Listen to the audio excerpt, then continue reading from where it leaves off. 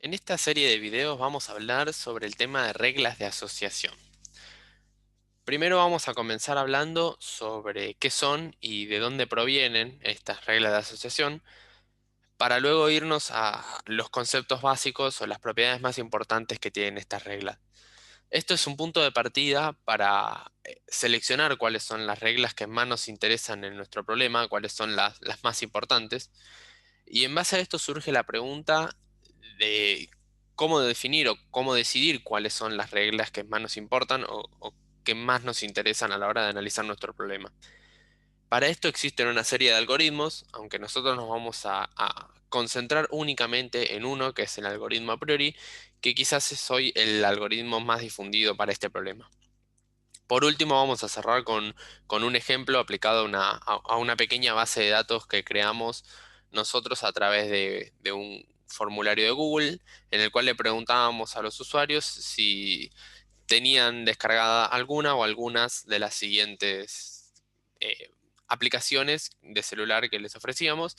Y nuestra idea es aplicar reglas de asociación para encontrar algún tipo de relación entre estas aplicaciones. Bien, las reglas de asociación son una técnica exploratoria no supervisada que busca de alguna manera relaciones entre variables dicotómicas o categóricas.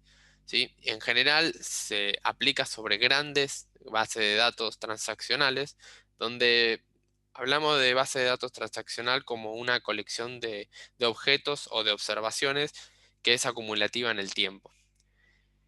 Esta idea de regla de asociación tuvo su origen en los supermercados, donde se buscaba patrones en las compras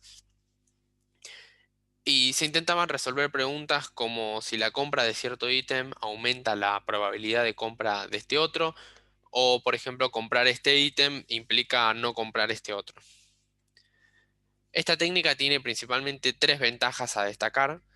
La primera es la aplicabilidad, porque hay muchas bases de datos que o tienen estructuras transaccional o se puede convertir a una para luego poder aplicarle la técnica.